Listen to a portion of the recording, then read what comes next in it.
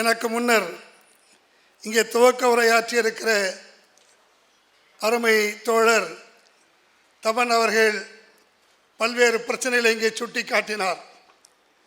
இன்று இந்திய நாடு சந்தித்திருக்கிற மதவாதம், சாதியவாதம், பிரித்தாளுகிற சூழ்ச்சியை பற்றியெல்லாம் இங்கே அவர் தன்னுடைய துவக்க உரையிலே குறிப்பிட்டார். இதைத்தான் நம்முடைய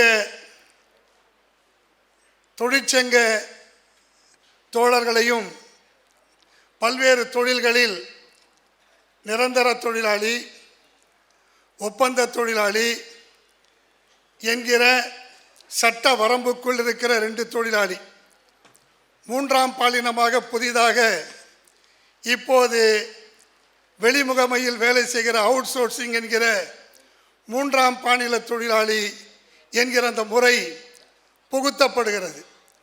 அந்த முறை புகுத்தப்படுவதன் மூலம் நம்முடைய வர்க்க ஒற்றுமை, கான்ட்ராக்ட் தொழிலாளி போராடினால் நிரந்தர தொழிலாளி வேலைக்கு போவதும், நிரந்தர தொழிலாளி போராடினால் கான்ட்ராக்ட் தொழிலாளி வேலைக்கு போவதும் என்கிற நிலைப்பாடு நீடித்து வருகிறது. இது முதலாளி வர்க்கத்திற்கு சாதகமான அம்சம். இந்த அம்சம் நம்முடைய கூட்டு பேரத்தை, நம்முடைய போராட்ட உணர்வுகளை, நம்முடைய தொழிற்சங்க லட்சியங்களை அடிமட்டத்தில் ஆட்டம் காண செய்கிறது என்கிற அந்த அடிப்படையை நாம் உணர்ந்து கொண்டு இந்த தொழிலாளி வர்க்கத்திடையே இருக்கிற ஜாதி பேதங்களான நிரந்தர தொழிலாளி, கான்ட்ராக்ட் தொழிலாளி, அவுட் சோர்சிங் தொழிலாளி, ஃபிக்ஸட் டைம் எம்ப்ளாய்மெண்ட், சிக் எம்ப்ளாயி என்கிற பல்வேறு கூறுகளை அனைத்தையும் இணைத்து நாம் தொழிலாளி வர்க்கம், இந்த வர்க்கம் இந்திய நாட்டின் தொழிலாளர்களின் உரிமைகளை பெறுவதற்கான இந்த அமைப்புகள் பேரோடு, வெவ்வேறு சித்தாந்தங்களோடு, வெவ்வேறு வண்ணங்களில், வெவ்வேறு கொடிகளின் கீழ் பணியாற்றினாலும் நம்முடைய ஒன்றுபட்ட ஒரே லட்சியம் இந்திய தொழிலாளி வர்க்கத்தை சுதந்திரமாக, அவர்கள் பொருளாதார சுதந்திரமாக வாழ்வதற்கான வாழ்க்கை முறையை அமைத்து தருவதற்கு நம்முடைய அரசியல் சாசனம் தந்திருக்கிற அந்த கண்ணியத்தோடு வாழ்கிற வாழ்க்கை என்பதை பெற்றுத் தருவதற்கான நம்முடைய நோக்கத்தை நிறைவேற்ற வேண்டும் என்று சொன்னால் அடிப்படையில் இந்த பேதங்களை களைந்தெடுக்கிற முயற்சியை நாம் எடுக்க வேண்டும் என்று நாங்கள் நினைக்கிறோம். அதே சிந்தனையோடு இந்த மாநாட்டிலும் விவாதித்து முடிவெடுப்பார்கள் என்கிற சிந்தனை ஓட்டம் எனக்கு இருக்கிறது என்பதையும் தெரிவித்துக் கொண்டு, நம் முன்னால் 1923 தொடங்கி பல்வேறு சட்டங்கள் உருவாக்கப்பட்டது. அவைகளில் 29 சட்டங்களை 4 தொகுப்புகளாக மாற்றினார்கள். அந்த 4 தொகுப்புகளாக மாற்றுகிற போது அது 2வது தொழிலாளர் ஆணையத்தின் சார்பாக செகண்ட் லேபர் கமிஷனுடைய பரிந்துரை என்று சொன்னார்கள். அந்த பரிந்துரை திருத்தங்களை வலியுறுத்தது. இன்றைக்கு கூட நம்முடைய தொழிற்சங்கங்கள் சட்டங்களை திருத்த வேண்டாம் என்று சொல்லவில்லை, ஆனால் சட்டங்களை மாற்றி அமைக்கிறார்கள். யாருக்கு சாதகமாக? நம்முடைய பெரும் முதலாளிகளுக்கு சாதகமாக சட்டங்கள் மாற்றி அமைக்கப்படுகிறது என்கிற அந்த நிலை நாம் எதிர்க்கிறோம். இன்றைக்கு கொண்டு வரப்பட்டிருக்கிற இந்த சட்டங்கள் பெரும்பகுதியான தொழிலாளர்களை இந்த சட்ட பாதுகாப்பு வரம்புக்கு வெளியே தள்ளுகிறது என்கிற அந்த நோக்கத்தில் தான் இவைகளை நாம் எதிர்த்து கொண்டிருக்கிறோம். வந்திருக்கிற சட்டங்கள், அந்த சட்டங்களை எதிர்த்து போராடி கொண்டிருக்கிறோம். அந்த போராடுகிற இந்த நேரத்தில் நம்மை வழிநடத்துகிற இந்திய தொழிலாளியின் பாராளுமன்றம் என்று சொல்லுகிற இந்திய தொழிலாளர் மாநாடு 2015ஆம் ஆண்டுக்கு பிறகு கூட்டப்படவே இல்லை, விவாதிக்கப்படவில்லை. ஆனால் விவாதிக்கப்படாமலேயே 4 தொகுப்பு சட்டங்கள் வருகிறது. இன்றைக்கு தொழிலாளர் கொள்கை, லேபர் பாலிசி என்கிற முறையில் புதிய தொழிலாளர் கொள்கையை இன்றைக்கு வெளியிட்டிருக்கிறார்கள். இவை அனைத்தையும் தன்னிச்சையாக இந்த அரசாங்கம் தொடர்ந்து மேற்கொள்கிறது. இந்த தொழிலாளர் சட்டங்கள் நடைமுறைப்படுத்துவதில் பல மாநிலங்கள் தொழிலாளர் சட்டங்களை பொறுத்தவரை தொழில்களை பொறுத்தவரை கன்கரண்ட் லிஸ்ட் இருக்கு. இந்திய அரசியல் சாசனத்தில் ஒத்திசைவு பட்டியல் இருக்கிற அந்த தொழிலாளர் பிரிவை நடைமுறைப்படுத்த வேண்டும் என்று சொன்னால் மாநிலங்கள் அதற்கான விதிகளை உருவாக்க வேண்டும். மாநிலங்கள் பல மாநிலங்கள் பிரிலிமினரி நோட்டிபிகேஷனோட ஆரம்பகால அறிவிப்போடு நிறுத்தி இருக்கிறது. இன்னும் பல மாநிலங்கள் அந்த பிரச்சனையை கையில் எடுக்கவில்லை. ஆகவே நம்முடைய வலுவான போராட்டத்தின் காரணமாக 4 தொகுப்புகள் யாரும் இல்லாத பாராளுமன்றத்தில் நிறைவேற்றப்பட்டாலும் இன்று வரை நடைமுறைப்படுத்த முடியாத அந்த சூழலை நாம் உருவாக்கி இருக்கிறோம். அப்படிப்பட்ட சூழலில் புதிதாக தொழில் கொள்கை, அந்த தொழில் கொள்கையில் குறிப்பிடுகிற போது இந்த கொள்கை எதை சார்ந்திருக்கும் என்று சொன்னால் சர்ம தர்மா என்கிற அந்த கொள்கையின் அடிப்படையில்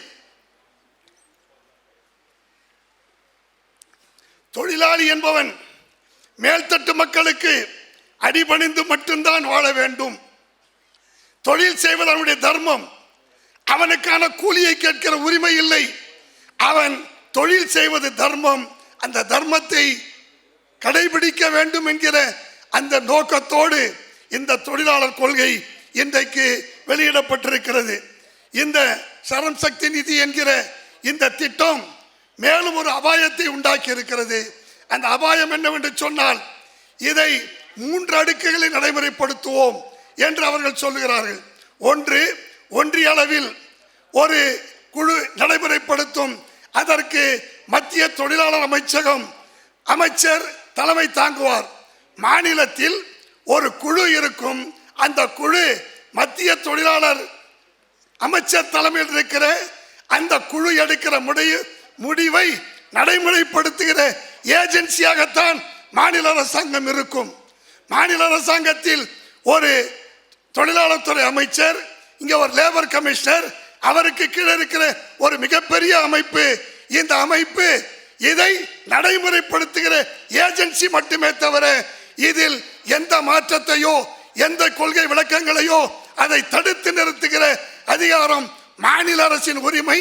அரசியல் சாசனம் தந்திருக்கிற அந்த கன்கரண்ட் லிஸ்ட்ல ஒத்திசைவு பட்டியலில் இருப்பதை இன்றைக்கு மறுக்கிற அந்த சூழல் வந்திருக்கிறது. இதை விட அபாயம் என்ன சொல்றாங்க? உள்ளாட்சி அமைப்புகளின் மூலமாக. உள்ளாட்சி அமைப்புகளுக்கு ஏதாவது அதிகாரம்? மாநில அரசாங்கத்திற்கு அதிகாரம் இருக்கிறது. சட்டம் இயற்றலாம், அவர்கள் தொழிலாளர் ஆணையரை நியமிக்கலாம், அவர்களுக்கு கீழே இருக்கிற பல்வேறு அதிகாரிகளை நியமிக்கலாம். ஆனால் உள்ளாட்சி அமைப்புகளுக்கு தொழிலாளர் துறையை அல்லது தொழிலாளர் துறை சார்ந்த அதிகாரிகளை நியமிக்கிற கட்டுப்படுத்துகிற அதிகாரம் எங்கிருந்து உள்ளாட்சி அமைப்புகளுக்கு வந்தது? ஆனால் இந்த பாலிசி சொல்லுகிறது உள்ளாட்சி அமைப்பு என்கிற 3வது அடுக்கை நாங்கள் நடைமுறைப்படுத்துவோம் என்று சொன்னால் அபாயம் எங்கே இருக்கிறது என்று சொன்னால் அனைத்தையும் கண்மூடி ஏற்றுக்கொண்டு மாநில அரசாங்கம் தொழிலாளர் கொள்கை இந்த சட்டத்தை நடைமுறைப்படுத்த வேண்டும் என்று சொன்னால் ஃபெசிலிட்டேட்டராகத்தான் வசதி செய்து கொடுப்போரதாக இருக்க முடியுமே தவிர மாநில அரசு விதிகளை இயற்றாமல் இப்போது இந்த 4 தொகுப்புகளை தேக்கமடை செய்திருக்கிறோமே, இந்த தேக்கமடை செய்திருக்கிற இதனை குறுக்கு வழியில் முயற்சித்து முறியடித்து மத்திய அரசாங்கம் ஒன்றிய அரசாங்கம் எடுக்கிற கொள்கைகளை நோக்கி நம்மை தள்ளுகிற அபாயம் அதற்குள் இருக்கிறது. அந்த அபாயத்தையும் கருத்தில் எடுத்துக்கொண்டு இந்த மாநாடு விவாதிக்க வேண்டும். இந்த மாநாடு விவாதித்து நாம் ஒன்றுபட்ட போராட்டங்கள், ஒன்றுபட்ட இயக்கங்கள் அனைத்தும் நடத்துகிறோம்.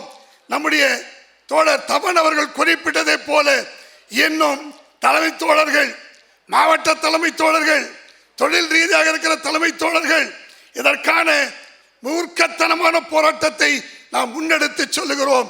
ஆனால் இதன் மூலம் பயன்பெறுகிற தொழிலாளி மத்தியில் இதற்கான அபாயங்களை, இதற்கான விளைவுகளை நாம் கொண்டு சென்று சேர்த்திருக்கிறோமே என்று சொன்னால் நம்மை கொண்டு சென்று சேர்க்காமல் மீண்டும் மீண்டும் மீண்டும் மீண்டும் நமக்கு வெவ்வேறு பணிகளை மடைமாற்றி நம்மை அழைத்து செல்கிற காரணத்தினால் நாம் எந்த இலக்கை நோக்கி அடைய வேண்டுமோ அந்த இலக்கை அடைய முடியாத சூழ்நிலையில் இருக்கிறது. ஆகவே இந்த மாநாடு அதையும் கலந்து பேசி கடைசி இருக்கிற நம்முடைய அடிமட்ட தோழர்கள் வரை நம்முடைய நோக்கங்களை, இந்த சட்டத்தின் அபாயங்களை எடுத்து செல்கிற அந்த கடமையை செய்ய வேண்டும்.